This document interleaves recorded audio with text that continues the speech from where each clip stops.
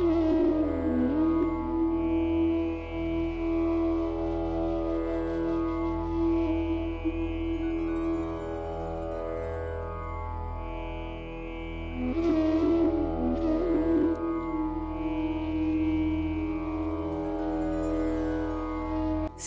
श्री ज्ञानेश्वरी अध्याय 16.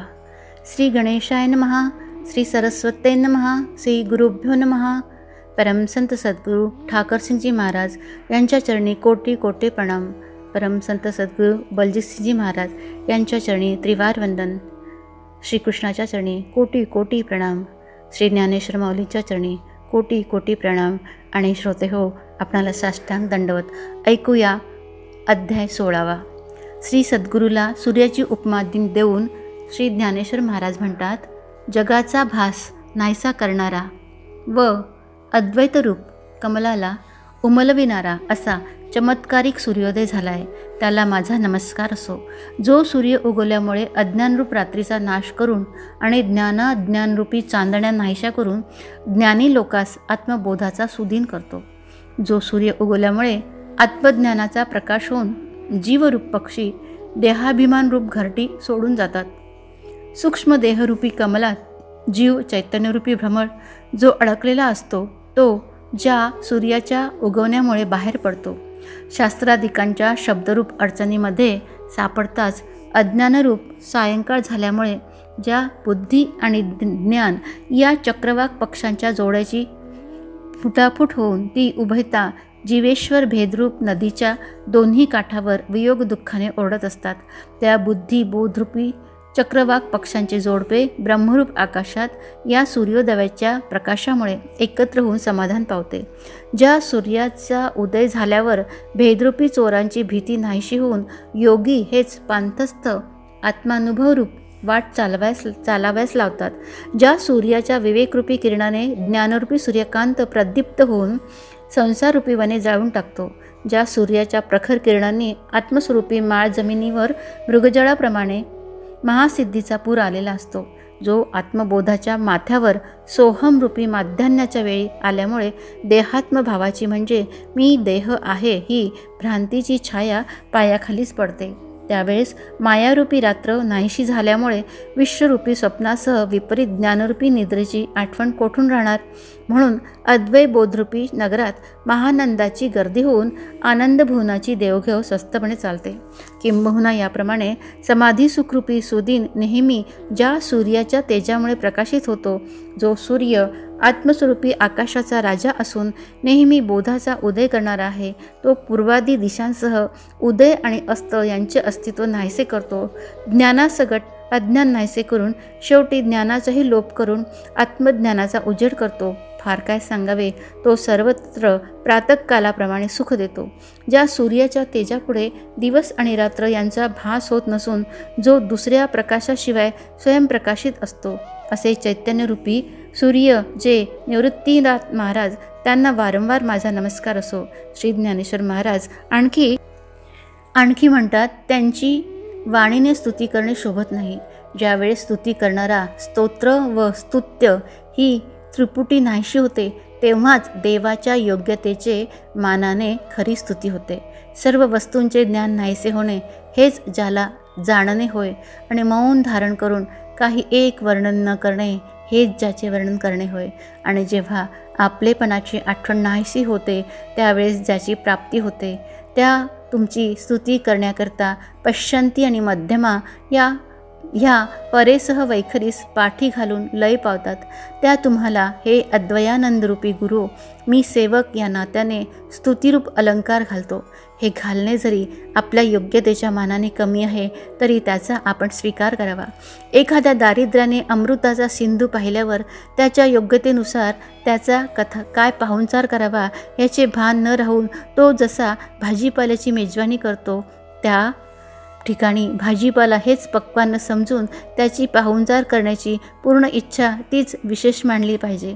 अथवा सूर्याला काडवातीने त्याच्या दिव्य तेजापुढे कोणी ओवाळू लागला असता त्या ठिकाणी काडवतीच्या उजेडात कमीपणा मनात न आणता त्याची भक्तीच विशेष मानली पाहिजे.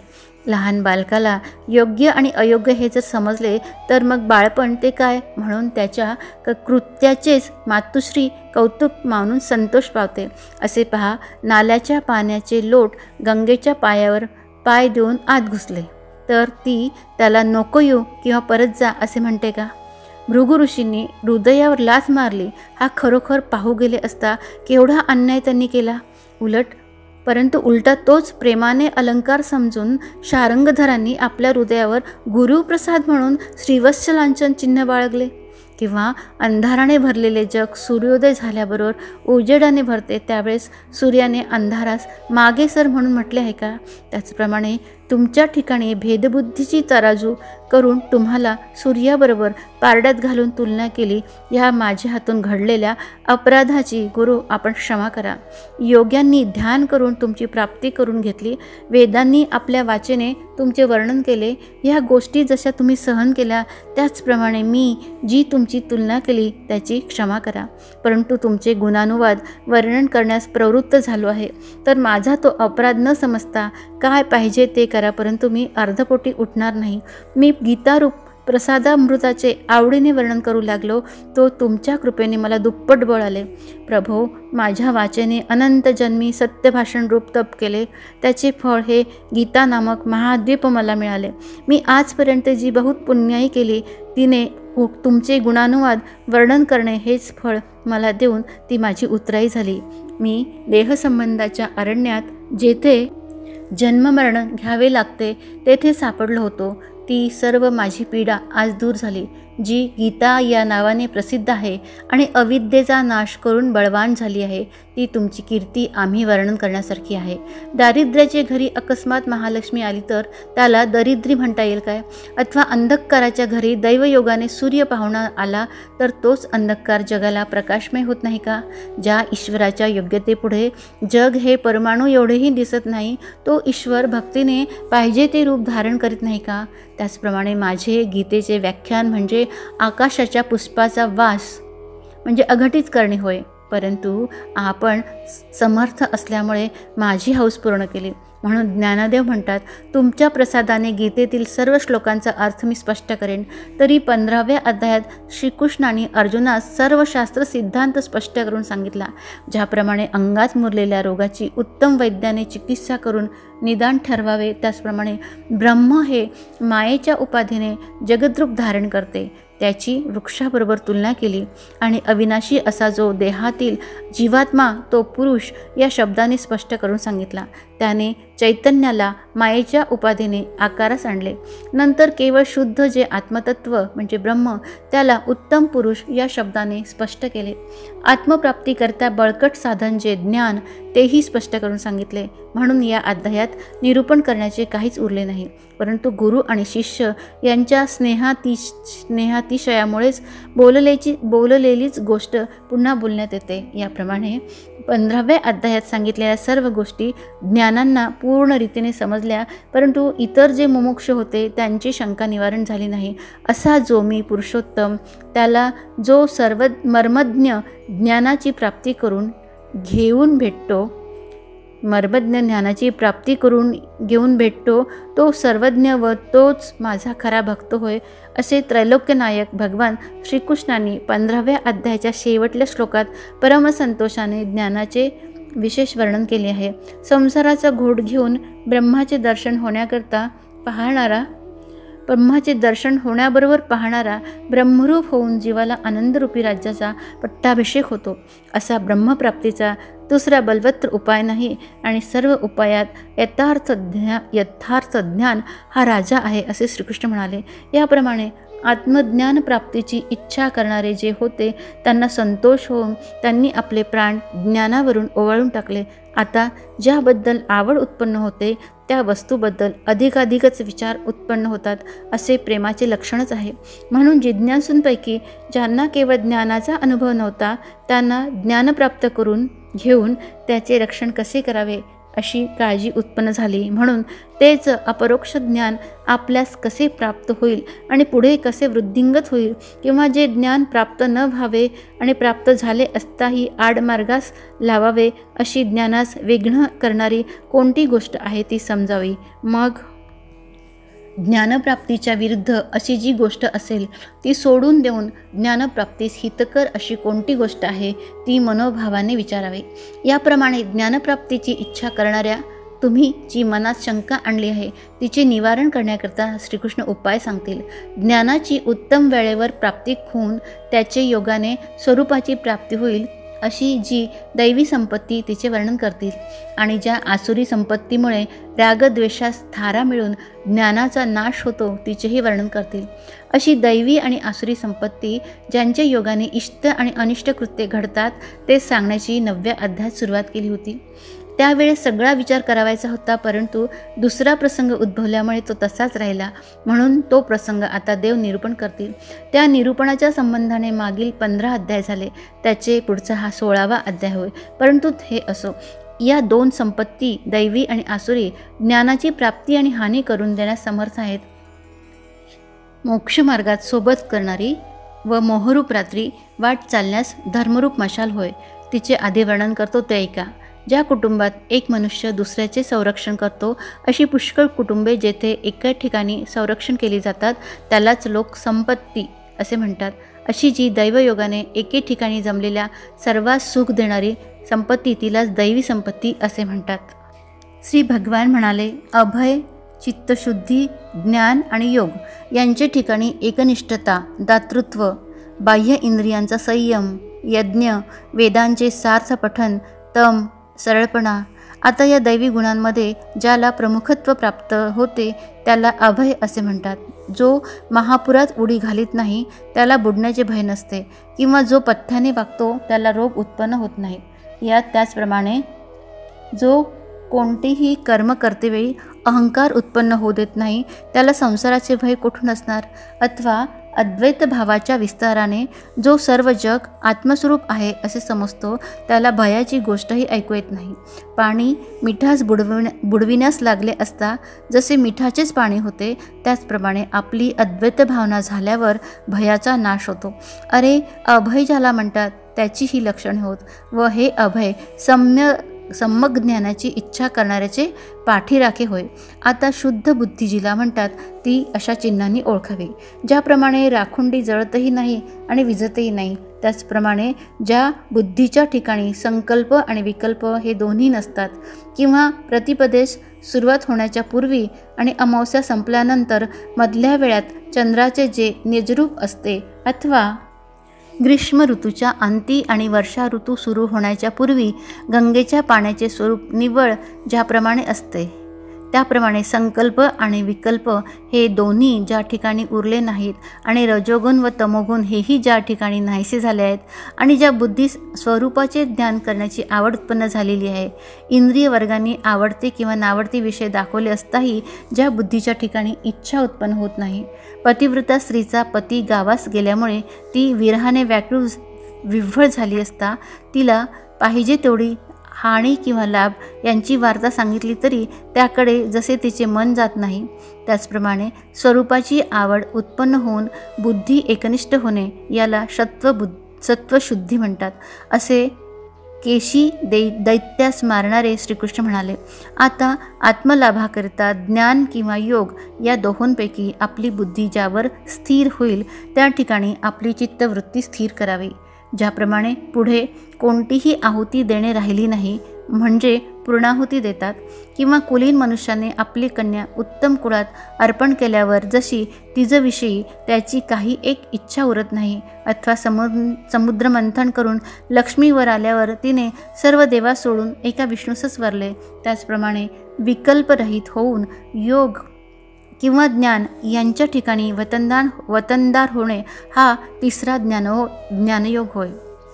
योग किंवा ज्ञान यांच्या ठिकाणी वतनदार होणे हा तिसरा ज्ञानयोग होय असे श्रीकृष्ण म्हणाले.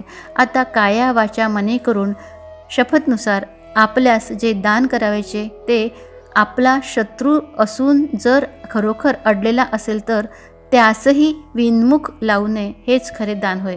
धनंजया, वृक्ष ज्याप्रमाणे आपली फुले, फळे, छाया, मुळ्या, पाने यापैकी काहीही वाटेने जाणाऱ्यापासून लपवून ठेवीत नाहीत, पाहिजे त्यास आपल्या सर्वस्वाचा उपभोग घेण्यास मनाई करीत नाही, त्याचप्रमाणे मनापासून संपत्तीपर्यंत प्रसंगानुसार हवे ते देऊन दमलेल्याचे त्याच्या मनोरथाप्रमाणे समाधान करणे त्यालाच दान असे म्हणतात.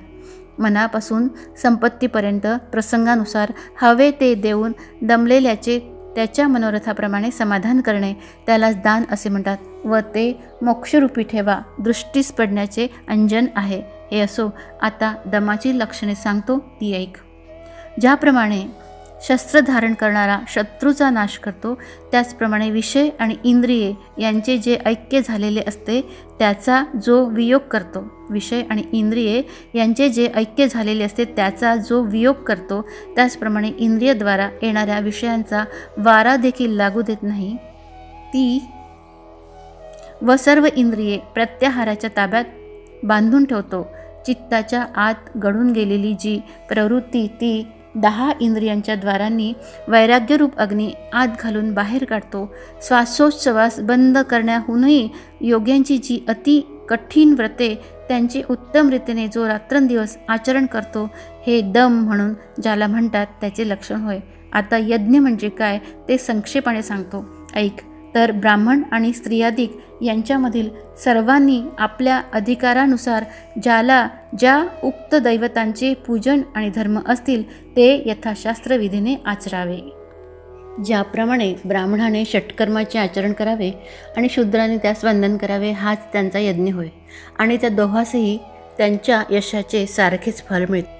त्याचप्रमाणे अधिकार परत्वे विचार करून सर्वांनी आपापले यज्ञ करावे, परंतु फलाशेचे विष त्यात घालू नये आणि या यज्ञाचा करता मी असा देहाने मनात विचारसुद्धा येऊ देऊ नये. तथापि वेदांच्या सर्व आज्ञा स्वतः पाळाव्या. अर्जुना, याला सशास्त्र यज्ञ म्हणतात आणि हा मोक्षमार्गाचा जाणता असून सोबती होय. आता खेळणारा चेंडू भुईवर आपटतो, तो उगीच न फेकता हातात परत यावा या हेतूने आपटतो. किंवा शेतकरी शेतात जे उत्तम धान्य पेरतो ते पिकाकडे लक्ष देऊन जमिनीत टाकतो. किंवा ठेवलेली जिन्नस दृष्टीस पडावी या हेतूने जसा कोणी हातात दिवा घेतो, अथवा झाडांच्या मुळाशी त्याला फांद्या व फळे यावी म्हणून जसा कोणी पाणी घालतो. फार काय, परंतु आपले स्वरूप आरशात पाहण्याच्या हेतूने जसा वरचेवर प्रीतीने एखादा मनुष्य तो स्वच्छ पुसतो, त्याचप्रमाणे वेदांनी ज्या ईश्वराचे वर्णन केले आहे तो आपल्यास प्राप्त व्हावा म्हणून वेदांचा सतत अभ्यास करावा. ब्रह्मप्राप्ती होण्याकरता ब्राह्मणांनी वेदांतील ब्रह्मसूत्र आणि इतरांनी स्तोत्र किंवा ईश्वराचे नाव हेच बरोबर वरवर म्हणावे.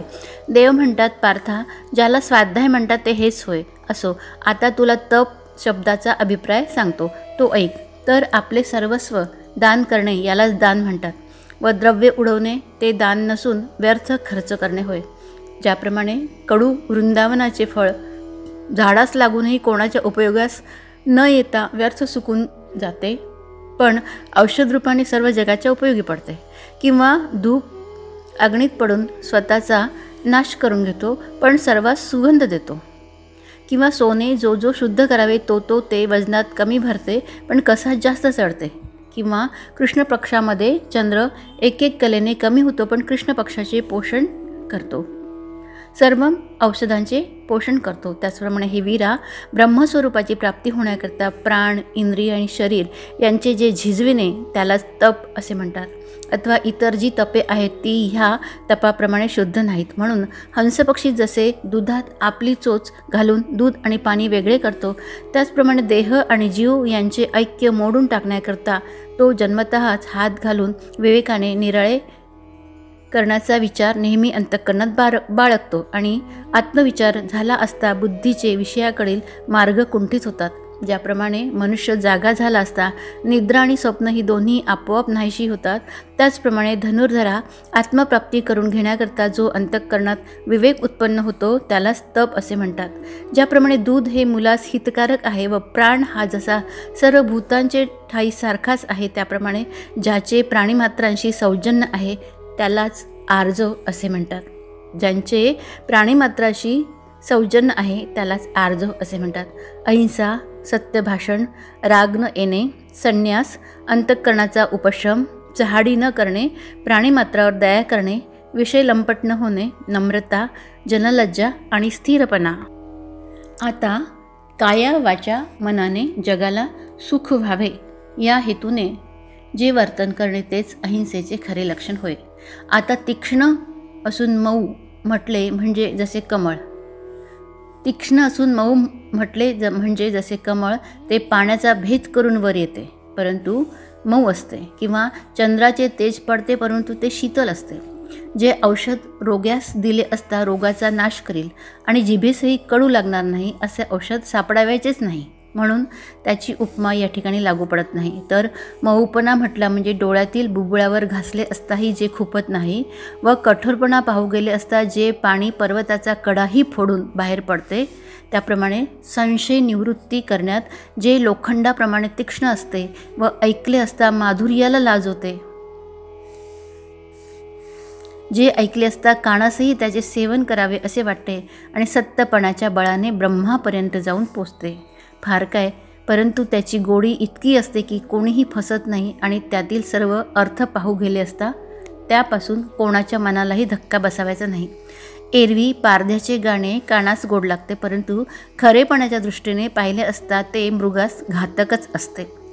अथवा अग्नी हा आपले कृत्य उघड रीतीने करतो परंतु ह्या त्याच्या खरेपणास आग लागो. कानास मधुर लागणारे असून अर्थ पाहू गेले असता जे काळीज भेदते ते भाषण नसून सुंदर विवशीच होय, परंतु रागावल्यावर अहित होण्याबद्दल बोलणे, पोकळ असून लालन करण्यात पुष्पाप्रमाणे मऊ असणे असे आईचे जे स्वरूप, त्याप्रमाणे ऐकले असता ज्यापासून सुखाची प्राप्ती होते आणि परिणामी गोड असून कोणाचाही उपमर्द मर्मभेद न करणारे जे बोलणे त्यालाच सत्य बोलणे असे म्हणतात. आता दगडावर पाणी घातले असताही त्यास अंकुर फुटत नाही, किंवा टाकाची निवळ घुसळली असता त्यात लोणी येत नाही.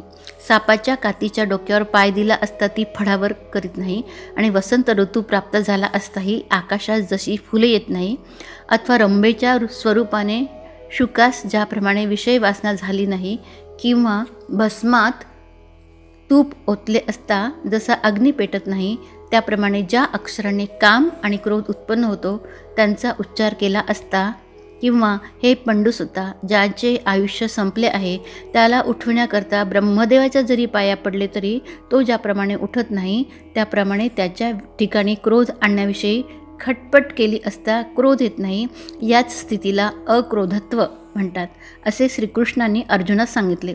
मृत्तिकेचा त्याग केला असता जसा घटाचा त्याग आपोआप होतो व तंतूचा त्याग केला असता वस्त्राचा त्याग, तसेच बीजाचा त्याग केला असता वृक्षाचा त्याग सहज होतो, किंवा भिंतीचा त्याग केला असता त्यावरील सर्व चित्रांचा आपोआप त्याग होतो, अथवा झोपेचा त्याग केला असता नाना तऱ्हेच्या स्वप्नांचा त्याग जसा आपोआप होतो, किंवा जलाचा त्याग केला असता लाटांचा त्याग आणि वर्षाकालाचा त्याग केला असता मेघांचा आणि धनाचा त्याग केला असता ज्याप्रमाणे विषय उपभोगांचा आपोआप त्याग होतो, त्याप्रमाणे जे ज्ञानी आहेत ते देहच मी अशा अहंतेचा त्याग करून सर्व संसाराचा त्याग करतात. त्यालाच त्याग असे म्हणतात असे यज्ञभोक्ता श्रीकृष्ण परमात्मा यांनी सांगितले. मनात उमजून भाग्यवान जो पार्थ त्याने प्रश्न केला, हे प्रभो, शांतीची लक्षणे काय आहेत ती मला उघड करून सांगा. तेव्हा देव म्हणाले, तू फार उत्तम गोष्ट विचारलीस. तर तो ज्ञात्याने जी वस्तू जाणावायची ती पूर्णपणे जाणल्यावर मागून ज्ञाता आणि ज्ञान ही ज्या ठिकाणी लय पावतात त्यालाच ब्रह्माला म्हणजे शांती असे म्हणतात. ज्याप्रमाणे प्रलयकालचे उदक वाढल्यावर सर्व विश्व बुडून आपले स्वरूपात आपण लय पावते, मग उगम, प्रवाह आणि समुद्रास मिळणे या अवस्था राहतच नाही व सर्वत्र जलमय आहे याचाही बोध कोणास होत नाही, त्याप्रमाणे ज्ञेयाचे ऐक्य झाल्यावर ज्ञातृत्वही आपोआप नाहीसे होते. मग अर्जुना, बाकी जे ज्ञान उरते तेच शांतीचे रूप होय. आता पीडा देणाऱ्या व्याधीने किंवा एखादी वाईट बातमी ऐकून उत्पन्न होणाऱ्या चिंतेने जो ग्रस्त झाला आहे तो आपला आहे किंवा परका आहे हे मनात न आणता जसा चांगला वैद्य त्याच्या दुःखाचे निवारण करतो, किंवा एखादी गाय चिखलात रुतल्यावर तिचे दुःख पाहून ज्याचे मनात कासावीशी होते तो ती डुबती आहे किंवा भाकड आहे इकडे लक्ष न देता तिला वर काढतो, किंवा बुडणाऱ्या मनुष्याकडे पाहून ज्याच्या मनात करुणा उत्पन्न होते तो ज्याप्रमाणे बुडणारा ब्राह्मण आहे की अंत्यज आहे याची चौकशी न करता त्यास बाहेर काढून त्याचे प्राण रक्षण करतो, अथवा महावनात दुष्टांनी एखाद्या पतिव्रता स्त्रीस लुबाडून तिला वस्त्रहीन करून सोडून दिले आहे, अशी स्त्री एखाद्या संभावित मनुष्याच्या दृष्टीस पडल्यावर तो जसा प्रथम तिच्या अंगावर आपले वस्त्र टाकून नंतर तिची पूसतपास करतो, तसेच जे अज्ञान आणि प्रमाद यांनी व्याप्त आहेत किंवा पूर्वकर्मानुसार ज्यास काही व्याधी जडलेली आहे व जे सर्वांच्या निंदेस पात्र झाले आहेत त्यांना आपण स्वतः सहाय्य करून त्यांना ज्या त्या व्याधीपासून दुःख होत असते तिचा विसर पाडतात. अरे, ज्यांच्यापुढे येणाऱ्या मनुष्याचे दोष ते आपल्या दृष्टीने नाहीसे करून मग त्यांच्याकडे अवलोकन करतात. ज्याप्रमाणे शालिग्राम मूर्तीस वस्त्रालंकार घालून उत्तम पुण्य पुष्पे पाहून मग आपले चित्त तिच्याकडे लावावे, किंवा शेतात धान्य पेरून उत्तम रीतीने पीक आल्यावर जसे त्याचकडे पाहून समाधान मानावे, अथवा आपल्या घरी अतिथी आला असता त्यास अन्नदान देऊन संतोषित केल्यावर ज्याप्रमाणे त्याचा आशीर्वाद घ्यावायचा त्याचप्रमाणे आपल्यापुढे येणाऱ्या मनुष्याचा कमीपणा आपल्या गुणसामर्थ्याने दूर करून नंतर त्याकडे दया दृष्टीने पाहतात. असे न करता त्याच्या वर्मावर डाग देऊ नये, अथवा त्यांच्या पापकर्माचा उच्चार करून त्यास दुःख देऊ नये व त्यास असणाऱ्या व्याधीचे नाव घेऊन तू व्याधिष्ट आहेस असे म्हणू नये. परंतु ज्या उपायाने कोणीही मनुष्य वाईट स्थितीतून उत्तम स्थितीत येईल तोच उपाय जो करतो पण त्याच्या वर्मी डाग देत नाही, तर अर्जुना, उत्तम मनुष्याच्या मानाने जो दुसऱ्यास कनिष्ठ मानित नाही व त्याचे दोष मानत नाही तेच शांतीचे लक्षण होय. आणि अर्जुना, मोक्षमार्गाचे सुखावह मुख्य साधन हेच होय. आता दया अशी असावी की ज्याप्रमाणे पौर्णिमेचा चंद्र हा शांती देण्यात लहान अथवा थोर असा पर्याय न ठेवता सर्वांस सारखीच शांती देतो, त्याचप्रमाणे दयार्द अंतःकरणाने दुःखित मनुष्याचे दुःख हरण करते वेळेस तो उत्तम आहे किंवा अधम आहे हे मनात न आणता सर्वांचे दुःख निवारण करतो. जगतात पाण्यासारखी वस्तू दुसरी कोणती आहे की गवत सुकू लागले असता जे आपला स्वतःचा नाश करून त्याचे आपल्या ओलाव्याने रक्षण करते.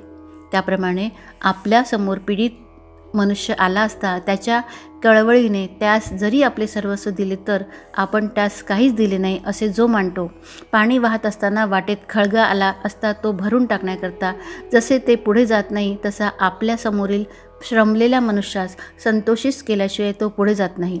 ज्याप्रमाणे पायात काटा पोचला असता जीव कळवळतो त्याचप्रमाणे दुसऱ्याचे संकट पाहिले असता ज्याचे मन कळवळते, किंवा पायास थंड पदार्थ चोळल्यावर डोळ्यात जसा गारवा येतो तसे दुसऱ्याचे सुख पाहून ज्याला सुख होते.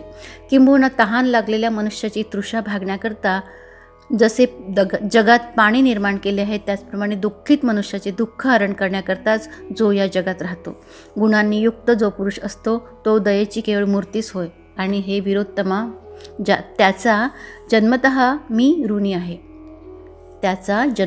मी ऋणी आहे.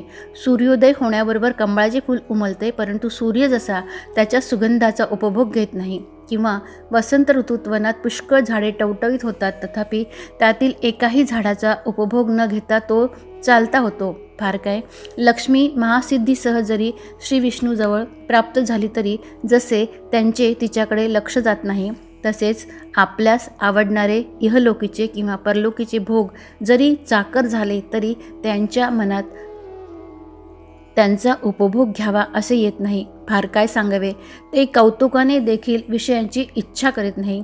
अशी जी दशा तिलाच अलोलुप्त असे म्हणतात.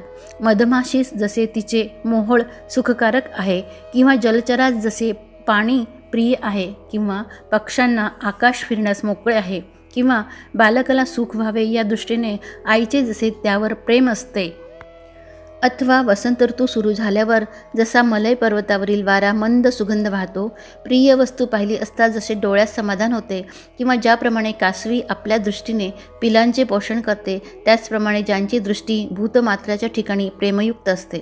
हात लावला असता मऊ लागतो, तोंडात घातला असता रुचकर लागतो, नाकात ज्याचा सुगंध येतो व रूपाने पाहिले असता जो पांढरा स्वच्छ आहे असा जो कापूर तो वाटेल तितका खाल्ला असता. जर त्याचपासून बाधा झाली नसती तर तो उपमेस पात्र झाला असता. परंतु ज्यांच्या पोटात पंचमहाभूतांचा समावेश होतो त्याचप्रमाणे जो परमाणूतही सामावतो व गगन जशी विश्वाच्या आकाराप्रमाणे आकारास येते, फार काय सांगावे, जे जगाच्या जीवनाकरताच वाचतात अशी जी स्थिती, तिला मार्दव असे मी म्हणतो. पराजित झालेला राजा जसा लज्जेने दुःखी होतो अथवा निकृष्ट स्थिती प्राप्त झाली असता, मानी पुरुष जसा निस्तेज होतो, किंवा एखादा उत्तम संन्यासी अकस्मात एखाद्या चांडाळाच्या घरात गेला असता त्यास जशी लज्जा उत्पन्न होते, क्षत्रियाला रणातून पळून जाण्याचा प्रसंग आला असता तो सहन करण्यास जशी त्याला लाज वाटते, किंवा पतिव्रता स्त्रीस गंगा भागीरथी या नावाने हाक मारली असता जसे तिला दुःख होते, परंतु सुंदर मनुष्यास कोड उत्पन्न झाले अथवा संभावितावर वाईट आळ आला तर त्यांना ज्याप्रमाणे लज्जेने प्राणसंकट उत्पन्न होते, त्याचप्रमाणे 3.5 हात शरीर धारण करून निरनिराळे योनीत उत्पन्न होणे आणि मरणे याची गगनभेदरूपी मुशीत रक्त आणि मूत्र यांच्या रसांचे ओतीव शरीर धारण करण्याची ज्यांना लाज वाटते, फार काय सांगावे तर ज्यांना देह धारण करून नावारूपास येण्यापेक्षा दुसरी कोणतीही लाजिरवाणी गोष्ट वाटत नाही, अशा दुश्चिन्हांनी युक्त असे जे शरीर ते धारण करण्याचा साधूंना कंटाळा असून लाज उत्पन्न होते, व इतर जे कोडगे लोक आहेत त्यांना तेच शरीर धारण करण्याची मोठी गोडी वाटते. ज्याप्रमाणे कळसूत्री बाहुल्यांच्या दोऱ्या तुटल्यावर त्यांची चेष्टा बंद होते, त्याचप्रमाणे प्राणाचा जय केला असता कर्मेंद्रियांची गती बंद होते. किंवा सूर्य मावळल्यावर त्याच्या किरणाची प्रभा बंद होते, त्याचप्रमाणे मनाचा जय केला असता ज्ञानेंद्रियांची मती कुंठित होते. याप्रमाणे मन आणि प्राण यांचा जय केला असता 10 इंद्रिये पंगू होतात, त्यालाच अचापल्य असे म्हणतात. अर्जुना, प्रगल्भता, क्षमा, धैर्य, शुचिर्भूतपणा, दुसऱ्याचा हेवा न करणे आणि मानीपणाचा अभाव ही लक्षणे दैवी संपत्तीत उत्पन्न झालेल्या पुरुषाच्या ठिकाणी असतात. क्षमा, धैर्य, प्रगल्भता, शुचिर्भूतपणा, दुसऱ्याचा हेवा न करणे आणि मानीपणाचा अभाव. आता ईश्वर प्राप्तीकरता ज्ञानमार्गाचे मनापासून अवलंबन केले असता त्याला उणीव पडत नाही. पतिव्रता स्त्री पतीच्या मरणानंतर अग्निप्रवेश करून मरणासारखा वाईट प्रसंग आला तरी सहगमन करण्यास मागे पुढे पाहत नाही. त्याचप्रमाणे जो आत्म्याची चिंता लागल्यामुळे विषयास विषवत मानून आत्मप्राप्तीकरता सुषुम्ना नाडीतून प्राणवायू नेण्यासारख्या कठीण मार्गाचेही अवलंबन करतो, त्याला शास्त्रात सांगितलेल्या विधी निषेधांची अडचण व भीड नसते व महासिद्धी प्राप्त झाली असता तिचेही त्यास कौतुक वाटत नाही. याप्रमाणे ज्याचे मन आपणहून ईश्वराकडे धाव घेते त्याला आध्यात्मिक तेज असे म्हणतात. आता सर्व सहन करणाऱ्यात मी श्रेष्ठ असा ज्याला गर्व उत्पन्न होत नाही त्यालाच क्षमा असे म्हणतात. ज्याप्रमाणे देह हा रोग धारण करीत असूनही त्याचा गर्व बाळगत नाही, किंवा विषय शोधण्याविषयी इंद्रियांची अतिप्रवृत्ती किंवा पूर्वकर्माने रोगाची प्राप्ती अथवा प्रिय वस्तूंचा वियोग या सर्व गोष्टी जरी एक समयावच्छेदी करून प्राप्त झाल्या तरी जो अगस्ती ऋषीप्रमाणे धीर धरून त्या सहन करतो. आकाशात धुरांचा मोठा लोट गेला तरी ज्याप्रमाणे वाऱ्याची एक झुळूक त्यास नष्ट करते, त्याचप्रमाणे अर्जुना, आध्यात्मिक, आधिदैविक आणि आधिभौतिक हे उपद्रव जरी एकदम उत्पन्न झाले तरी जो ते सर्व गिळून टाकतो आणि याप्रमाणे चित्तात राग उत्पन्न होण्याच्या वेळी धैर्य कायम ठेवतो त्यालाच धृती असे म्हणतात. आता सुवर्णकलश स्वच्छ करून त्यात गंगारूपी अमृत भरले असता ते जसे सर्वच शुद्ध असते त्याचप्रमाणे शौच होय. ज्या मनुष्याचे आचरण निष्काम असते आणि ज्याच्या अंतर्यामी विवेक जागृत असतो तो जसा अंतर्यामी आणि बाहेरूनही शुद्ध असतो त्याचप्रमाणे शौच होय. गंगेचे उदक जसे समुद्राकडे जाताना सहज तीरावरील वृक्षांचे पोषण करते आणि स्नान करणाऱ्यांचेही पाप नाहीसे करून त्यास संसार तापापासून मुक्त करते, किंवा ज्याप्रमाणे सूर्य आपली रोजची प्रदक्षिणा करण्यास निघाला म्हणजे अंधकाराचा नाश करतो व जगातील संपत्तीची मंदिरे उघडून व्यापार सुरू होतो. त्याचप्रमाणे जे बद्ध असतील त्यांना मुक्त करून आणि जे संसार सागरात बुडाले आहेत त्यांना तारून, जे पीडित आहेत त्यांचे दुःख निवारण करतो. किंबहुना रात्रंदिवस स्वार्थ साधित असताही जो दुसऱ्याचे सुख वाढवितो आणि स्वार्थ साधण्याकरता दुसऱ्याचा नाश करण्याविषयी ज्याच्या अंतःकरणात संकल्पही उत्पन्न होत नाही, त्यालाच अर्जुना अद्रोहत्व असे म्हणतात. व ते मी तुला तुझ्या दृष्टीस उघड रीतीने पडेल असे सांगितले आहे. आणि पार्था, भागीरथाने गंगेची प्रार्थना करून तिला मृत्यूलोकात आणतेवेळी तिला शंकरांनी आपले जटेत धारण केल्यावर तिचा आपल्या वेगाचा गर्व हरण होऊन ती लज्जित झाली. त्याप्रमाणे लोकांनी मान दिला असता जो संकोचित होतो त्यालाच हे सुमते अर्जुना अमानित्व असे म्हणतात. याबद्दल तुला मागे पुष्कळ वेळा सांगितले आहे, तेच ते पुन्हा कितीदा सांगू. याप्रमाणे दैवी संपत्ती या 26 गुणांना चक्रवर्ती परमात्म्याने अग्रहार करून दिला आहे. आणि किंवा ही दैवी संपत्ती या 26 गुणरूपी तीर्थाने नित्य नवी असून वैराग्यरूपी सगराचा उद्धार करण्याकरता जणू काय भगवती गंगाच प्राप्त झाली आहे. किंवा ही गुणरूपी पुष्पांची माळ हातात घेऊन मुक्तिरूप वधू निरपेक्ष वैराग्यरूप वराला गळा शोधित आहे, म्हणजे त्याला वरणाकरता पाहत आहे. अथवा या गुणरूपी वाती लावून गीता आपल्या आत्मरूपी पतीस ओवळण्याकरता आरती घेऊन आली आहे. किंवा गीतारूप समुद्रातील ही गुणरूपी मोते दैवी संपत्तीरूप शिंपल्यात उत्पन्न झाली आहेत. दैवी संपत्तीची जी ही लक्षणे सांगितली त्यापेक्षा अधिक किती म्हणून सांगू.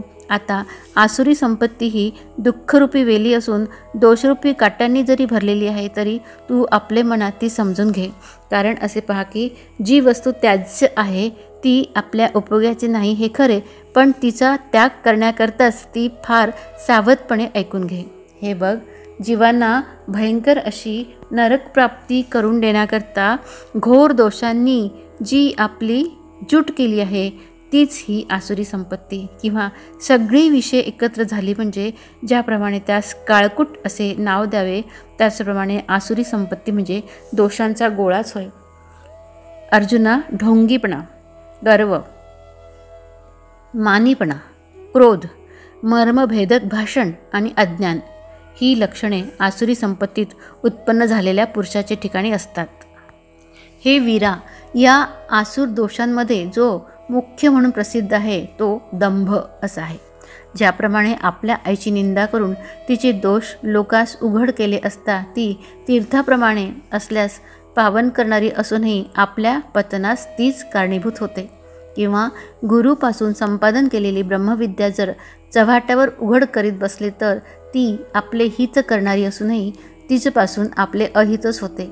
हे पहा की जी स्वतः महापुरात पाण्यात बुडून दुसऱ्यास वेगाने पलीकडील तीरास नेते तीच नाव जर आपल्या डोक्यावर घेतली तर ज्याप्रमाणे आपल्याच बुडवते. हे पंडुसुता, जीवाचे रक्षण करणारे जे अन्न तेच उत्तम म्हणून जर अधिक सेवन केले तर ते अन्न खरे परंतु विषाप्रमाणे घातक होते. त्याचप्रमाणे इहपर लोकीचा सखा जो धर्म तो जर चव्हाट्यावर उघडा केला तर तो आपल्यास तारणारा खरा, परंतु त्याचपासून दोष घडतात. म्हणून हे वीरा, आपण केलेला धर्म जर चहूकडे आपल्या वाचेने प्रसिद्ध केला तर तो धर्मच अधर्म होतो आणि त्यालाच दंभ असे म्हणतात. आता मूर्ख माणसास 4 अक्षरी येण्याबरोबर तो जसा ब्रह्मदेवाच्या सभेतही वल्गना करण्यास भीत नाही किंवा मद्यपान केलेल्या मनुष्याचा घोडा जसा राजाचे स्वारीसही तुच्छ मानतो अथवा काटेरी झाडावरील सरडा झाडाच्या वरच्या टोकावर बसला म्हणजे आपण स्वर्गापेक्षाही उंच स्थानी आहो असे मानतो. तृण हेच इंधन मिळाले तरी अग्नीच्या ज्वाला ज्याप्रमाणे आकाशाला जाऊन पोहोचतात किंवा डबक्यातील मासा ज्याच्या जोरावर समुद्र तुच्छ मानतो अथवा ज्याप्रमाणे एक दिवस परान्न मिळाले की तेवढ्याने दारिद्र्य उन्मत्त होतो, त्याचप्रमाणे जो स्त्री, धन, विद्या, स्तुती आणि बहुमान यांनी उन्मत्त होतो. एखाद्या दिवशी अभ्रच्छाया पडलेली पाहून आता आपल्याला बसाव्यास सावली काय करायची आहे अशा विचाराने दैवहीन मनुष्य ज्याप्रमाणे आपले घर मोडून टाकतो, किंवा जसा मृगजल पाहून एखादा मूर्ख मनुष्य आपल्या घरातील आड बुजवून टाकतो, किंबहुना याप्रमाणे संपत्तीच्या योगाने जे उन्मत्त होते त्याला दर्प असे म्हणतात, असे तुला मी निसंशय सांगतो. आणि सर्व जगाचा वेदांवर भरोसा आहे व ईश्वर सर्व जगास पूज्य आहे. आणि सर्व जगात सूर्याप्रमाणे तेजस्वी दुसरा कोणी नाही. सर्व जगास एका सार्वभौम पदाची इच्छा असते व आपल्यास मरण येऊ नये हे सर्व जगास आवडते हे निर्विवाद आहे. म्हणून लोक मोठ्या उत्साहाने वेदांचे आणि ईश्वराचे वर्णन करतात. पण ते ऐकल्याबरोबर ज्याचे मनात मत्सर उत्पन्न होऊन जो रागवतो व म्हणतो की मी ईश्वरास खाऊन टाकीन, वेदास विष घालून ठार करीन, आणि जो सर्वांचे रक्षण करणारा त्याची सत्ता हरण करीन. पतंगाला दिव्याचा उजेड सहन होत नाही, काजव्याला सूर्याचा तिटकारा येतो, आणि टिटवी समुद्राची वैर मांडते. त्याचप्रमाणे ईश्वराची कोणी स्तुती केली असता अभिमानाच्या मदाने त्याला सहन होत नाही व बाप आपल्या संपत्तीचा अंश मागेल या भीतीने म्हणतो की ही मला सवतच उत्पन्न झाली आहे. याप्रमाणे ज्याच्या अंगात मानाचा अतिशय ताठा भरला आहे तोच अभिमानी होय.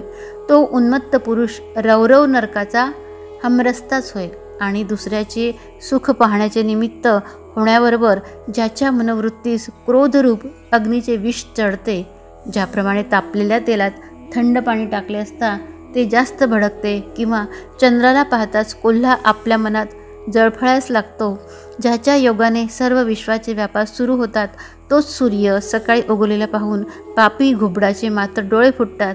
जी पहाट झाली म्हणजे सर्व लोकांस सुख होते, तिच्याचपासून चोरास मरणाहूनही जास्त दुःख होते, आणि सर्पास दूध घातले तरी त्याचे भयंकर विषच होते.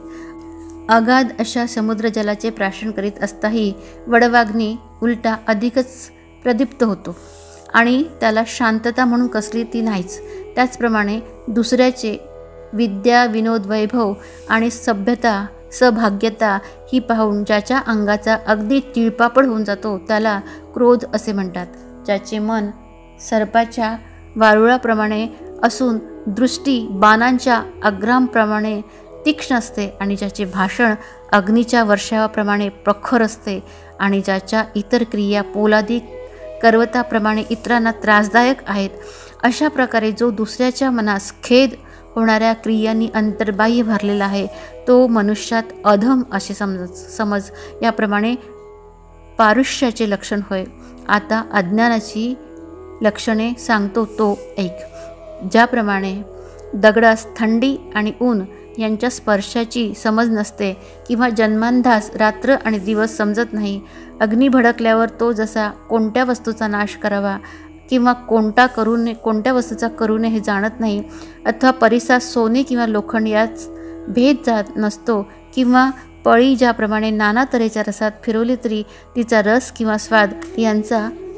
तिला रस किंवा स्वाद यांचा उपभोग घेता येत नाही, अथवा वारा वाहू लागला म्हणजे हा लहान किंवा मोठा रस्ता न समजता सर्वत्र वाहतो, त्याप्रमाणे चांगल्या किंवा वाईट कृत्याच्या विचाराविषयी जो आंधळा असतो, ही वस्तू चांगली किंवा वाईट हे न जाणता लहान मूल जसे जी वस्तू पाहिल ती तोंडात घालते, त्याचप्रमाणे पापपुण्यांची खिचडी करून ती खातेवेळी कोणतेही कृत्य करतेवेळेस बुद्धी व्यापारास कडू किंवा मधुर, बरे किंवा वाईट न समजणे अशी जी दशा तिला अज्ञान असे म्हणतात, यात संशय नाही.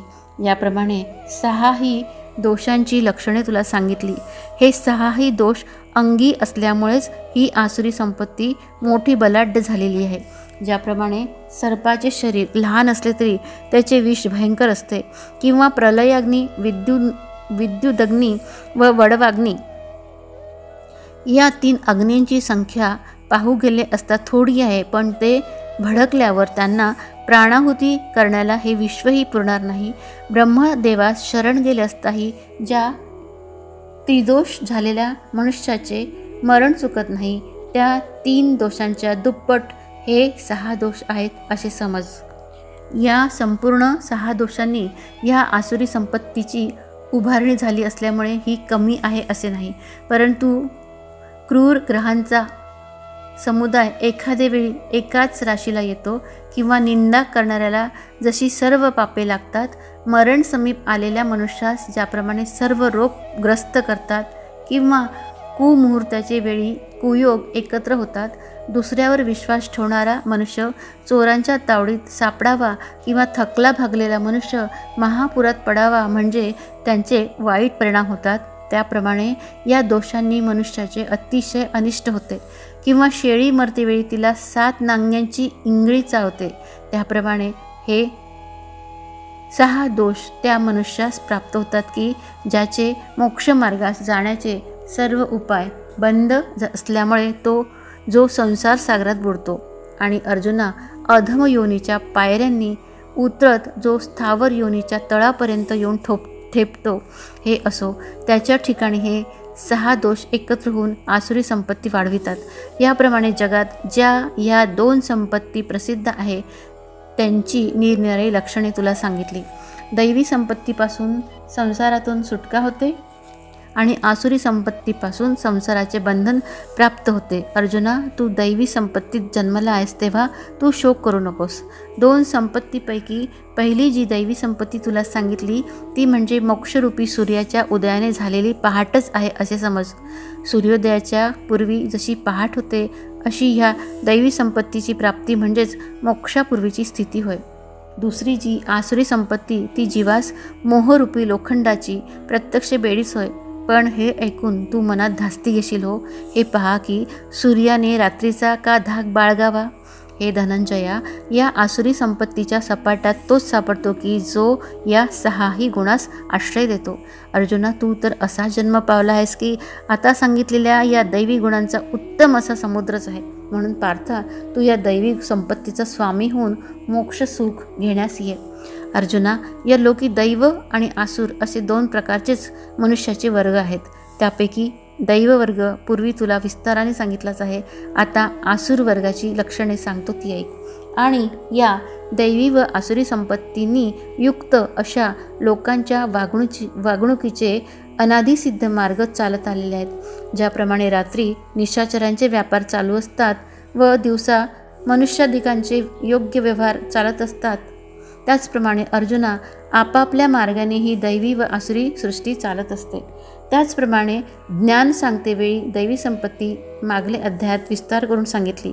आता आसुरी संपत्तीत वागणारे जे लोक आहे त्याचविषयी तुला सांगतो, तिकडे पूर्ण लक्ष देऊन ऐक. तर नाद ज्याप्रमाणे वाद्याशिवाय कोणास ऐकू किंवा पुष्पाशिवाय मकरंद मिळत नाही, त्याचप्रमाणे ह्या आसुरी संपत्तीने एखाद्या शरीराचा आश्रय केल्याशिवाय ती दृष्टीस पडत नाही. मग लाकडावर लाकूड घासल्याने जसा त्या ठिकाणी अग्नी दृष्टीस पडतो, तशी मनुष्याच्या देहात ओतप्रोत भरलेली ही दृष्टोपत्तीस येते. त्यावेळी ऊस ज्याप्रमाणे वाढत जाईल तसा त्यातील रसही वाढतो, त्याचप्रमाणे जसजसा प्राण्याचा देह वाढेल तसतशी तीही वाढते. आता अर्जुना, आसुरी संपत्तीच्या दोषाने युक्त असे जे प्राणी जन्मलेले आहेत त्यांची लक्षणे तुला सांगतो. आसुरी संपत्तीच्या लोकांना कोणते काम करावे आणि कोणते करू नये हे समजत नाही आणि त्यांच्या ठिकाणी अंतर्बाह्य शुचिर्भूतपणा आणि त्याचप्रमाणे आचार आणि सत्य ही नसतात. तर पुण्याचरणाविषयी प्रवृत्ती किंवा पापाचरणाविषयी निषेध या जाणीवेचा ज्यांच्या अंतःकरणात काळोख असतो. कोशकिडा आवेशाने आपले घरटे बांधू लागला म्हणजे ज्याप्रमाणे आपल्यास बाहेर निघण्याला किंवा आत प्रवेश करण्याला वाट आहे किंवा नाही इकडे लक्ष न देता आत कोंडला जातो, अथवा आपण दिलेले भांडवल वसूल होईल किंवा नाही हा पुढील विचार न पाहता मूर्ख मनुष्य चोरास कर्जाऊ पैसे देतो, त्याचप्रमाणे आसुरी संपत्तीचा आश्रय करणारे जे लोक आहेत ते प्रवृत्ती आणि निवृत्ती हे दोन्ही मार्ग जाणत नाहीत आणि शुचित्व कसे ते त्यांना स्वप्नात देखील माहीत नसते. कोळसाही आपला काळेपणा टाकेल, कावळाही पांढरा होईल आणि राक्षसही मांस खाण्याचा वीट मानेल. पण अर्जुना, ज्याप्रमाणे मद्याच्या पात्रास पवित्रपणा येत नाही त्याचप्रमाणे या आसुरी प्राण्यास शुचित्व येणार नाही.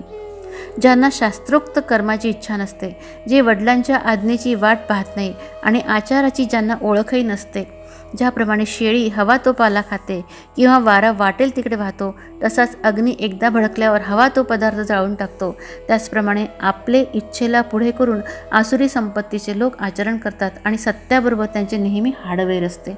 जर विंचू आपली नांगी मारून त्या योगाने लोकास गुदगुल्या करू शकेल तरच त्याच्या बोलण्यात सत्य आढळेल.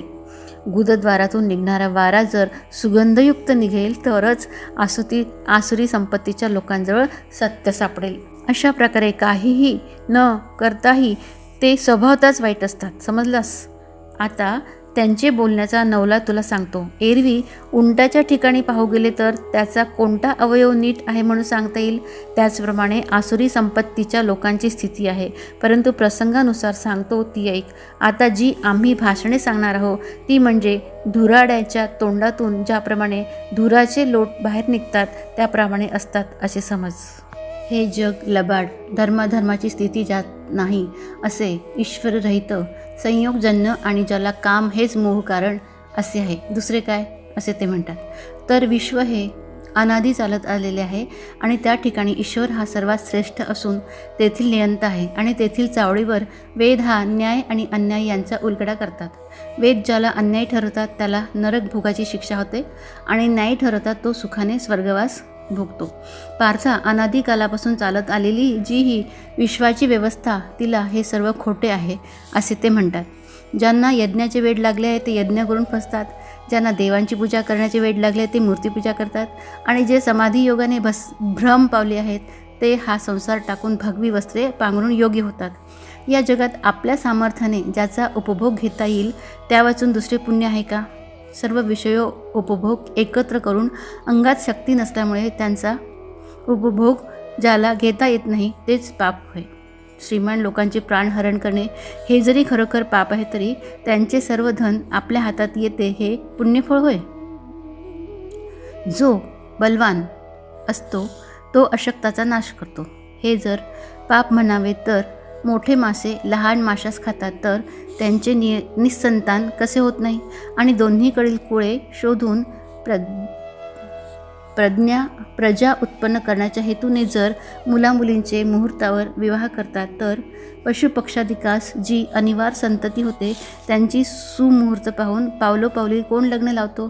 चोरून आणलेल्या धनाचा कोणी उपयोग केला असता कोणास ते विषाप्रमाणे बाधले आहे का? किंवा आवडीने व्यभिचार केला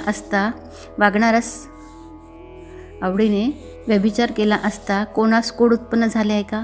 म्हणून ईश्वर जो जगाचा स्वामी आहे तो धर्माने वागणाऱ्यास शासन करतो आणि या लोकी केलेले कृत्य मनुष्यास परलोकी भोगावे लागते. परंतु परलोक आणि ईश्वर दिसत नाही म्हणून त्याविषयी बोलणे व्यर्थ होय आणि पुण्य किंवा पाप करणारा मनुष्य मरण पावला तर त्याची फळे भोगण्यास कोण उरतो? हे पहा, स्वर्गलोकी ज्याप्रमाणे उर्वशीच्या उपभोगाने इंद्र सुखी असतो त्याचप्रमाणे नरकातील किडेही त्यातच संतोष मानतात.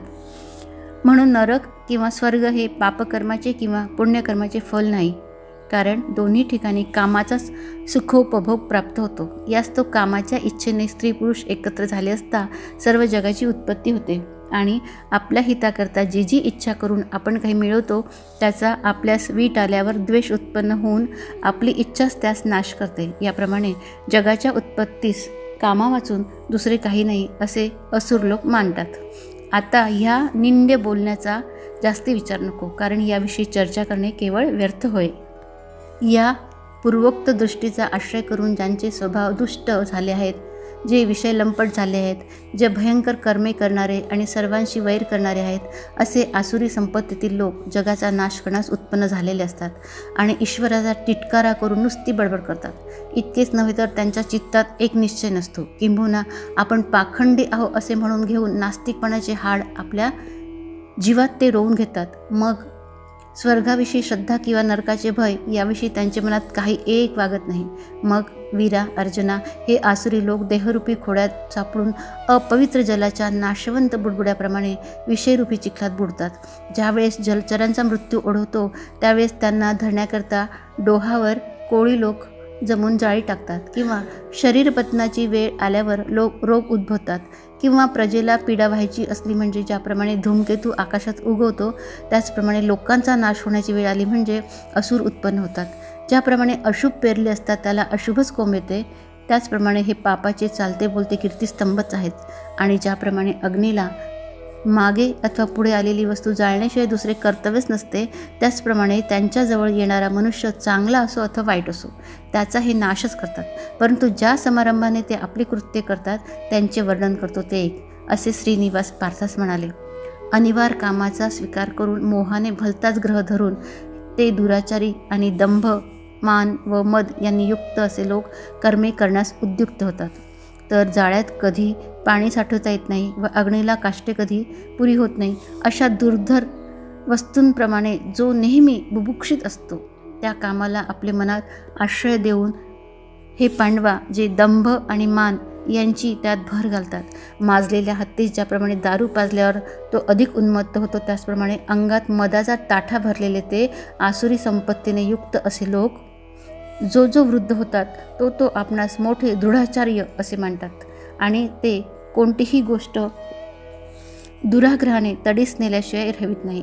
तशात मूर्खपणाची भर पडल्यावर मग निश्चयाची दात कोठे लागणार. ज्या योगाने दुसऱ्यास पीडा होईल किंवा दुसऱ्याची प्राणहानी होईल ती कर्मे करण्याविषयी जे नेहमी प्रवृत्त असतात, आपण केलेली कृत्य चहूकडे प्रसिद्ध करतात आणि जगाला तुच्छ मानतात आणि त्याच्या इच्छेची धाव दाही दिशात पसरते. ज्याप्रमाणे गाय शेतात मोकळी सोडल्यावर ती हवी तिकडे चरते, त्याचप्रमाणे अभिमानाने पापाचरणाची ते वृद्धी करतात. जिचे मोजमाप करता येत नाही आणि मरणापर्यंत जिचा अंत होत नाही, अशा चिंतेचा आश्रय केलेल्या आणि काम उपभोगामध्येच मग्न झालेल्या पुरुषांचा कामशांती हाच पुरुषार्थ होय असा निश्चय झालेला असतो. याच एका साधनाने ते आपली कर्मे करतात आणि मरण पावल्यावरही आपल्यास सुख मिळावे म्हणून काळजी वाहतात. जी चिंता पाताळाहूनही खोल आणि गगनाहूनही उंच आणि जिच्याशी तुलना केली असता त्रिभुवन अणु एवढेही दिसत नाही, संन्यासास घालून दिलेल्या नियमाप्रमाणे हे आपला कित्ता वळवून मनात अनियमित चिंता धारण करतात आणि ज्याप्रमाणे पतिव्रता स्त्री संकटसमयी आपल्या नवऱ्यास सोडित नाही, त्याचप्रमाणे असार अशा विषयाधिकांविषयी नेहमी मनात लालसा बाळगून त्याच्या प्राप्तीविषयी अपार चिंता वाहतात. स्त्रियांचे गाणे नेहमी ऐकावे, स्त्रियांचे स्वरूप डोळ्यांनी पाहावे, सर्व इंद्रियांना स्त्रियांचेच आलिंगन करण्यास सापडावे आणि स्त्रीपासून होणाऱ्या सुखावरून अमृतही ओवाळून टाकावे. अशा प्रकारे स्त्रीपेक्षा अधिक असे दुसरे सुखच नाही असा त्यांच्या मनाने निश्चय केलेला असतो. मग त्याच स्त्री भोगाकरता स्वर्गात, पाताळात किंवा दिशांचे सीमेपलीकडेही धाव घेण्यास ते तयार असतात. शतशः आशापासांनी बद्ध झालेले, कामक्रोधांचे ठिकाणी तत्पर असलेले ते लोक आपल्या इच्छेप्रमाणे भोगण्याकरता अन्यायाने पुष्कळ द्रव्य मिळवण्याची इच्छा करतात. गळास लावलेल्या आमिषाच्या आशेने मासा जसा ते खावयास जाऊन मरण पावतो, तसे हे विषयांच्या आशेने मरण पावतात. इच्छित गोष्टी प्राप्त न होता नेहमी विषयांची कोरडी आशाच करून शेवटी हे आपल्यास कोश किड्यांप्रमाणे बंधन करून घेतात आणि ज्या वस्तूची इच्छा करावी ती जर पूर्ण झाली नाही तर लागलीच द्वेष उत्पन्न होतो. याप्रमाणे नेहमी वस्तू लाभापासून तृप्ती मानून तीच वस्तू न मिळाल्यामुळे क्रोधयुक्त होतात. एवं कामक्रोध वाढविण्यापलीकडे ज्यांना कर्तव्यच नसते. अर्जुना, ज्याप्रमाणे ठाण्यातील स्वारास दिवसा कामगिरी करता फिरावे लागते आणि रात्री गस्त घालावी लागते म्हणून त्याला रात्रंदिवस विसावा नसतो, त्याचप्रमाणे उंच शिखरावरून कामाने लोटून दिल्यामुळे ज्या वस्तूविषयी अतिशय इच्छा धरली ती न मिळाल्यामुळे क्रोधाच्या टेकडीवर आदळतात आणि म्हणजे क्रोधविष्ट होतात, तरी त्यांचे कामक्रोधांविषयीचे प्रेम कमी होत नाही. त्याचप्रमाणे मनात उत्पन्न झालेली विषयांची इच्छा पैशांशिवाय पूर्ण कुठून होणार, म्हणून विषय वासना पूर्ण होण्यापुरते द्रव्य मिळविण्याकरता जगातील लोकांस ते त्रास देतात. एखाद्याला आडराणात गाठून मारतात, एखाद्याचे सर्वस्व हरण करतात, एखाद्याचा नाश करण्याकरता युक्ती लढवतात. पारधी लोक डोंगरावर शिकारीस जाते वेळी ज्याप्रमाणे आपल्याजवळ पाश, पोती, जाळी, शिकारी कुत्रे, चिकाट्या, भाले असे घेतात आणि आपले पोट भरण्याकरता पुष्कळ प्राणी मारून आणतात, त्याचप्रमाणे हेही अशीच वाईट कर्मे करतात. दुसऱ्याचा प्राणघात करून द्रव्य मिळवतात आणि ते मिळाल्यावर त्यांच्या चित्तात कसा संतोष होतो ते एक. हे मी आज मिळवले, हा मनोरथ मी उद्या साध्य करेन, हे इतके धन आता माझ्यापाशी आहे, हेही पुन्हा अधिक वाढेल असे ते मनोराज्य करतात. तो म्हणतो, आज बहुतेकांची संपत्ती मी स्वाधीन करून घेतली, तेव्हा मी आता धन्य नाही काय. याप्रमाणे आपणच आपली प्रौढी मिरवित आहे.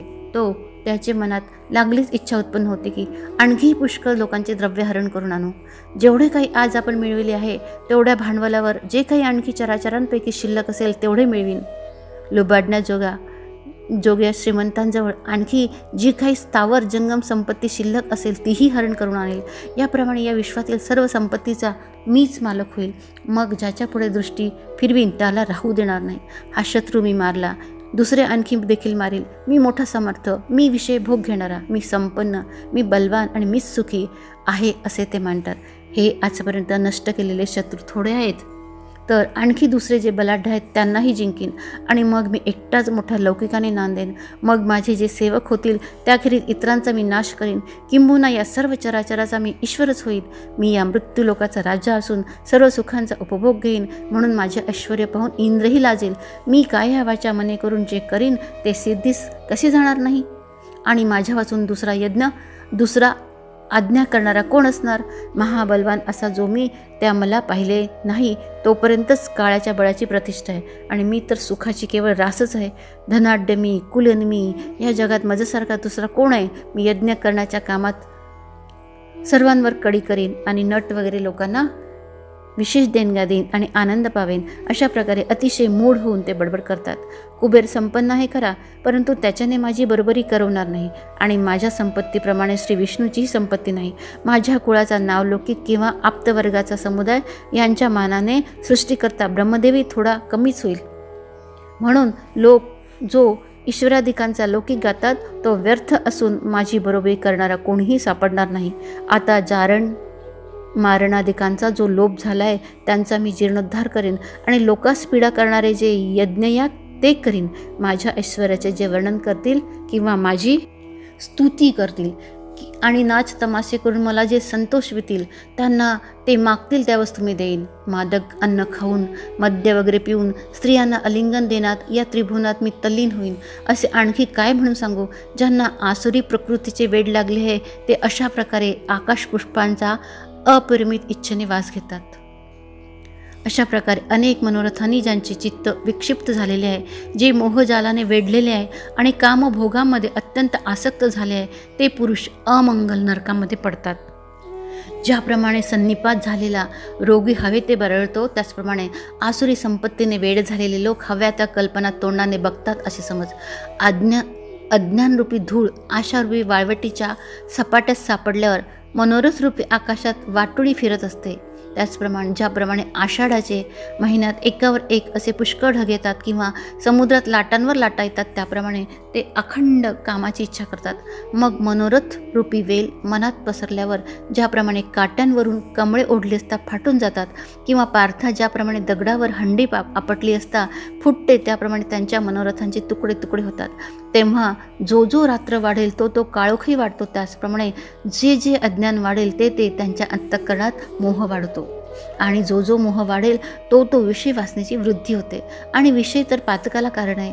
पापे बळावून जो वाढतील तो जिवंतपणेच नरक यातना भोगाव्या लागतात. म्हणून हे सुबुद्धी म्हणता जे वाईट वासना मनात आणतात ते असुर त्या ठिकाणी वस्तीला येतात की ज्या ठिकाणी तरवारीच्या धारेसारख्या तीक्ष्ण पानांची झाडे असून खैराच्या निखाऱ्यांचे डोंगर आहेत आणि तापलेल्या तेलाचे समुद्र उतू येतात आणि जेथे यातनांची ओळची ओळ असून यमाची नित्य नवी चाचणी असते. अशा घोर नरक लोकात ते पडतात. अशा नरकाच्या शेलक्या भागात जे जन्म घेतात तेही पाहावे तो यज्ञयागादी कर्मे करण्यात निमग्न झालेले असतात. बाकी अर्जुना, यज्ञादिक क्रिया जरी हानिकारक आहेत तरी नाटकी लोकांप्रमाणे त्याचे आचरण करून ते व्यर्थ डौल मिरवितात.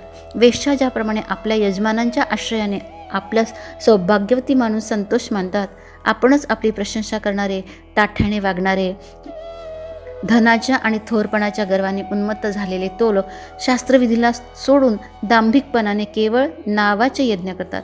त्याप्रमाणे मी सर्वात श्रेष्ठ आहे असे आपणच आपल्यास मानून ज्यांचे अंगात गर्वाचा ताठा भरतो, मग बिडाचे खांब वाकत नाही त्याप्रमाणे ते लवत नाही किंवा आकाशात उंच गेलेले पर्वत ज्याप्रमाणे खाली लवत नाही त्याचप्रमाणे आपणच आपल्या ऐश्वर्याने मनात संतोष म्हणून इतरास तृणाहूनही कमी लेखतात. अर्जुना, संपत्तीच्या मदाने उन्मत्त होऊन हे योग्य विचारास फाटा देतात. अरे, ज्यांच्या अंगात असा ताठा भरलेला आहे, त्यांच्या ठिकाणी यज्ञाची काय किंमत आहे? तथापि मूर्ख लोक काय करीत नाही, म्हणून एखाद्या वेळेस ते मद्याच्या बळाने यज्ञाचीही थट्टा करण्यास तयार होतात. त्यांना कुंड, मंडप, वेदी किंवा त्यासंबंधी लागणारी सर्व सामुग्री यांची जरुरी नसते आणि विधीचे कोणतेही कर्म यथाविधी करण्याचे तर त्यांचे सदाच वैर असते. देवब्राह्मणांचे नाव नुसते वाऱ्याच्या झुळकेबरोबर जरी त्यांच्या कानावर पडले तरी तेही त्यांना खपत नाही. अशी जेथे स्थिती आहे तेथे देवब्राह्मणांचे काय काम? परंतु ज्याप्रमाणे शहाणे लोक मेलेल्या वासराचे पोटात पेंढा भरून ते गायीचे पुढे उभे करून तिचे दूध काढून घेतात, त्याप्रमाणे यज्ञाच्या मिशाने सर्व लोकांस आमंत्रण करून आपल्यास काही मिळेल या आशेने आले असता उलट त्यांच्यापासूनच अहेर उठून त्यास नागवतात. याप्रमाणे आपल्या मोठेपणाकरता यज्ञ करतात आणि ते प्राण्यांच्या नाशाची इच्छा करतात. मीपणा, बल, गर्व, काम आणि क्रोध यांचा आश्रय केलेले आपल्या आणि दुसऱ्याच्या शरीरामध्ये असणारा जो मी परमेश्वर, त्या माझा द्वेष करणारे आणि दुसऱ्यांचा उत्कर्ष सहन न करणारे असे हे लोक असतात. मग आपल्या पुढे डंका निशाण लावून आम्ही दीक्षित आहो अशी जगात व्यर्थ प्रसिद्धी करतात. त्यावेळी त्या अधमास अशा दीक्षितपणाच्या महत्त्वाने अधिकच गर्व चढतो. ज्याप्रमाणे अंधकाराला काजळाची पुटे द्यावी म्हणजे तो अधिक काळेपणा पावतो, त्याचप्रमाणे त्यांचे मूर्खत्व बळावून उद्धटपणा वाढतो आणि अहंकाराने अज्ञानही वाढते. मग दुसऱ्या कोणाची नावही निघू नये म्हणून आपलाच मोठेपणा ते मिरवू लागतात. याप्रमाणे अहंकार एकदा प्रबळ झाल्यावर दर्परूपी सागर आपली मर्यादेची वेल सोडून वाहू लागतो. मग याप्रमाणे दर्प वाढला म्हणजे कामाचेही चित्त खवळते आणि त्याच्या धगीने क्रोधाग्नी अधिकच पेटतो. मग जसा उन्हाळ्यात प्रखर अग्नी तेला तुपाच्या कोठारास लागावा आणि तशात वारा सुटावा, तसा अहंकार प्रबल झाल्यावर आणि दर्प कामक्रोधात गुरफटून गेल्यावर त्या दोहोंचे ऐक्य ज्यांचे ठिकाणी होते ते अर्जुना आपल्या इच्छेप्रमाणे कोणत्या कोणत्या हिंसा करून प्राणांचा नाश करणार नाहीत. हे अर्जुना, प्रथम हे दीक्षित जारण मारण्याच्या नादास लागून आपल्या तीही स्थिर ही स्वस्था हिरू. हे अर्जुना, प्रथम हे दीक्षित जारण मारण्याच्या नादास लागून आपल्या रक्तमासाचा व्यय करतात. ते आपल्या देहात जो त्रास करून घेतात त्याचे घाव त्या देहात वास करणारा जो मी त्या माझ्या आत्म्याला बसतात आणि जारण मारणादी क्रियांनी ज्याला ज्याला म्हणून ते पीडा देतात त्यांच्यात वास करणारे जे जीवचैतन्य जो मी त्या मला तो त्रास होतो. आणि कदाचित त्यांच्या जारण मारण क्रियेच्या सपाट्यातून कोणी बचावलेच तर त्यांची वर्मे काढून त्यांच्या मनास ते त्रास देतात.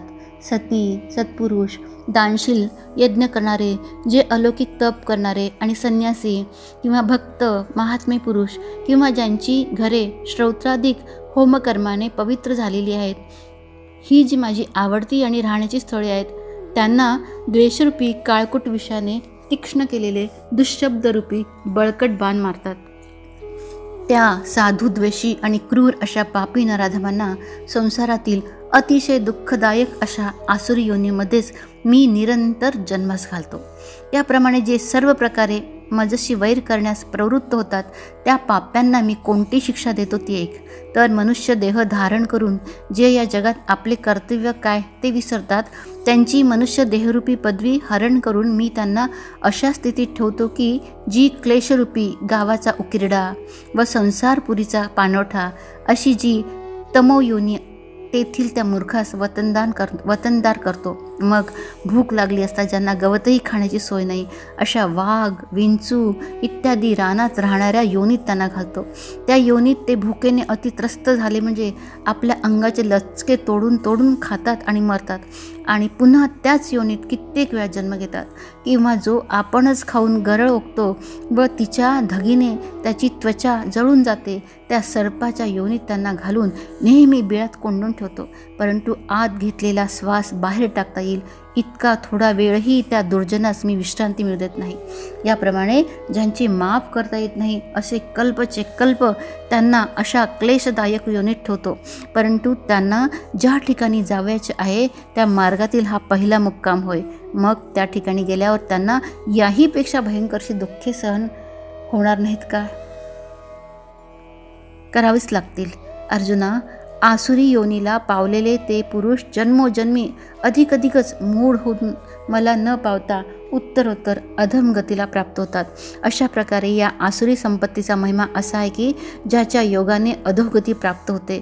नंतर व्याघ्रादी तामस योनीत देहाचे आधाराने जी थोडीशी स्वस्थता प्राप्त होते ती ही स्वस्थता हिरावून घेऊन जेथे अंधेर गेला असताही काळवंटो त्या तमाच्या योनीत त्यांना मी घालतो. ज्या तमाची पापालाही किळस उत्पन्न होते, नरकही ज्याला भीतो आणि जेथील श्रमाने श्रमही मूर्छित होतो, ज्याच्या योगाने मलिन होतो, तापालाही ताप होतो आणि ज्यांचे नाव काढले असता महाभयही भीती वाटते, महाभयालाही भीती वाटते, ज्या तमाचा पापालाही कंटाळा येतो, अमंगळ वस्तूसही ज्याच्या स्पर्शाने अमंगळपणा वाटतो आणि विटाळही ज्याच्या विटाळची भीती मानतो. धनंजया, अशी जी या साऱ्या जगातील निकृष्ट अवस्था ती भोगून हे अधम तामस योनीत जन्म घेतात. अरे, त्या योनीचे वर्णन करताना वाचेस रडे कोसळते आणि त्या योनीची आठवण होण्याबरोबर मन मागे फिरते. हाय हाय, त्या मूर्खांनी काय ही नरकवासाची जोड करून घेतली. ज्या आसुरी संपत्तीने असे घोर पतन प्राप्त होते ती ते का व्यर्थ वाढवितात. अर्जुना, ज्या आसुरी संपत्ती म्हणताना असा नरकवास भोगावा लागतो त्या मार्गाकडे तू जाऊ नकोस रे. आणि ज्या आसुरी संपत्तीच्या अंगी दंभ आधी करून 6 दोष भरलेले असतात तिचा त्याग कर. हे खरोखर तुला सांगावयास का पाहिजे. काम, क्रोध आणि लोभ ही जीवाला कोणत्याही पुरुषार्थाची प्राप्ती करून न देणारी नरकाची 3 द्वारे आहेत. यास्तव या तिन्हीचा त्याग कर. काम, क्रोध, लोभ या तिघांचे बूड जेथे जोरावले आहे तेथे अशुभ पिकले असे समज. हे धनंजया, आपल्या सर्व दुःखाचा अनुभव येण्यास हे वाटेल त्याला वाटाडेच झालेले आहेत, किंवा पापी लोकास नरक भोग प्राप्त करून देण्यास पातकांची ही मोठी थोरली सभाच आहे. रौरव नरक म्हणून ज्याची पुराणात आपण ख्याती ऐकतो त्या रौरव नरकाची तोपर्यंतच प्रतिष्ठा आहे की जोपर्यंत हे तिन्ही दोष अंतर्यामी उठले नाहीत. यांच्यामुळे अपाय फार लवकर प्राप्त होतो, यातना फार सवंग होतात व हानी म्हणून जिला म्हणतात ती हानी नसून हे तिन्ही दोषच हानिरूप होते. अर्जुना, यांची जी अति निकृष्ट अवस्था सांगितली तिच्यापेक्षा काय अधिक वर्णन करू. फार काय सांगवे. हा त्रिदोष समुदाय म्हणजे नरकाच्या द्वारावरचा उंबरठाच होय. काम, क्रोध आणि लोभ. काम, क्रोध आणि लोभ यांना जो मनपूर्वक अनुकूल होतो तो नरकपुरीच्या सभेत सन्मानास पात्र होतो. म्हणून हे किरीटी, तुला वारंवार सांगतो की काम, क्रोध आणि लोभ यांची ही त्रिपुटी जी सर्व विषयात अति वाईट आहे तिचा त्याग करावा. हे कौंतेया, नरकाच्या या तिन्ही द्वारापासून जो मनुष्य मुक्त होतो तो आपले कल्याण करून घेण्याचे मार्गाला लागतो आणि त्यानंतर उत्तम गतीला पोचतो. धर्म, अर्थ, काम आणि मोक्ष या 4ही पुरुषार्थाची गोष्ट तेव्हाच काढता येईल की ज्या वेळेस काम, क्रोध आणि लोभ हे तिन्ही सुटतील. काम, क्रोध आणि लोभ हे तिन्ही जोपर्यंत अंतर्यामी वास करीत आहेत तोपर्यंत एखाद्याचे कल्याण होईल असे म्हणणे माझे कान ऐकत नाही असे भगवान श्रीकृष्ण सुद्धा म्हणतात. काम, क्रोध आणि लोभ हे तिन्ही जोपर्यंत अंतर्यामी वास करीत आहेत तोपर्यंत एखाद्याचे कल्याण होईल हे म्हणणे माझे कान ऐकतच नाही असे भगवान श्रीकृष्ण सुद्धा म्हणतात. ज्याला आपल्या कल्याणाची इच्छा आहे किंवा आपला नाश होईल म्हणून जो भीतो त्याने सावध होऊन या तिघांची संगत करू नये. पोटाला दगड बांधून समुद्रात बाहूंनी तरून जाणे किंवा जगण्याकरिता काळकूट विषयाचे सेवन करणे, त्याचप्रमाणे या काम, क्रोध, लोभांच्या संगतीने कार्यसिद्धी होते. म्हणून यांचा मनातून मागमूस नाहीसा करून टाक. ज्या वेळेस सहजगत्या ही 3 कड्यांची साखळी पायातून तुटून जाईल त्यावेळेस आपल्या हिताची वाट सुखाने चालता येईल. कफ, वात आणि पित्त हे तिन्ही दोष जोपर्यंत शरीरात उत्पन्न झाले नाहीत किंवा चहाडी, चोरी, शिंदळकी यापासून जोपर्यंत एखादे शहर अलिप्त आहे आणि जोपर्यंत आध्यात्मिक, आधिदैविक आणि आधिभौतिक या त्रिविध तापांपासून अंतःकरण मुक्त आहे तोपर्यंत जसे सुख प्राप्त होते तसे काम, क्रोध आणि लोभ हे ज्याने सोडले आहे त्याला या जगतात सुख प्राप्त होते आणि सज्जनांचे संगतीने मोक्षमार्गाची प्राप्ती होते. मग तो सत्संगतीच्या बलाने आणि सच्छास्त्रांच्या योगाने जन्ममृत्यूंची माळराने उल्लंघन करतो। त्यावेळेस ज्या ठिकाणी आत्मानंद नेहमी वास करतो असे जे गुरुकृपेचे स्थान ते त्याला प्राप्त होते। प्रीतीच्या पलीकडील स्थान जी आत्मरूपी माऊली तिची या ठिकाणी भेट होते आणि तिला आलिंगन दिल्यावर संसाराचा ताप आपोआप नाहीसा होतो। याप्रमाणे जो काम, क्रोध आणि लोभ यांचा त्याग करून मोकळा होतो तोच आत्म्याची प्राप्ती करून घेण्यास समर्थ होतो। जो शास्त्रोक्त विधीला सोडून आपल्या इच्छेप्रमाणे वागतो त्याला सिद्धी, सुख आणि उत्तम गती मिळतच नाही किंवा आत्मप्राप्तीचा लाभ न आवडून जो कामाधिकांच्या ठिकाणीच डोके देऊन राहतो तो आत्मघात करणारा होय। या जगात सर्वांना सारखे असून सर्वांवर सारखी कृपा करणारे आणि आपले हित किंवा अनहित दाखविणारे केवळ दीपच असे जे सर्वांचे गुरु वेद त्यांची आज्ञा जो पाळीत नाही, जो शास्त्रात सांगितलेल्याप्रमाणे विधी निषेधांची भीड धरीत नाही व आपले हित न पाहता इंद्रियांचे सर्व कोड पुरवितो, काम, क्रोध आणि लोभ यांची कास सोडत नाही आणि त्यांनी घातलेली शपथ मोडत नाही व आपल्या इच्छेस येईल त्याप्रमाणे वागतो, त्यांच्यापासून क्षणभर देखील सुटका होत नाही।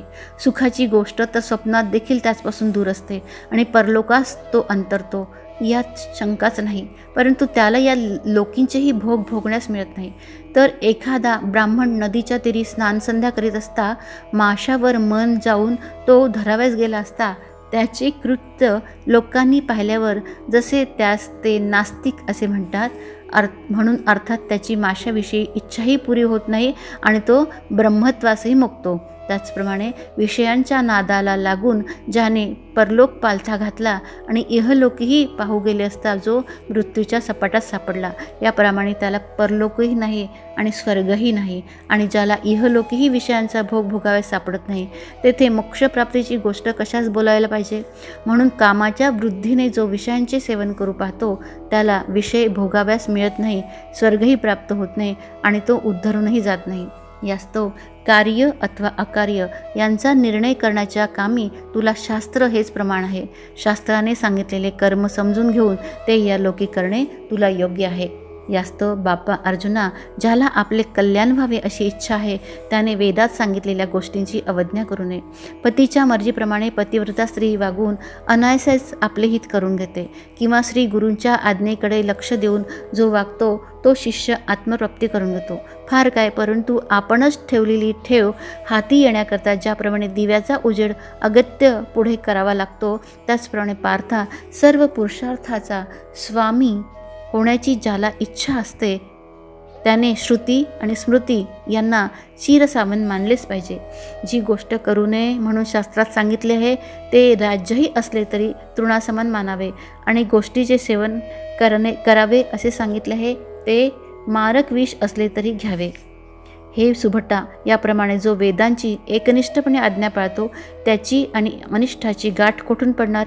हे बघ, अहितापासून सोडवणारी आणि हित करून वाढवणारी श्रुतीप्रमाणे जगात दुसरी माऊली नाही बरे। म्हणून जिच्या योगाने ब्रह्मप्राप्ती होते त्या ह्या श्रुतीची कोणी अवज्ञा करू नये व तूही विशेष करून श्रुतीचीच आज्ञा पाळ।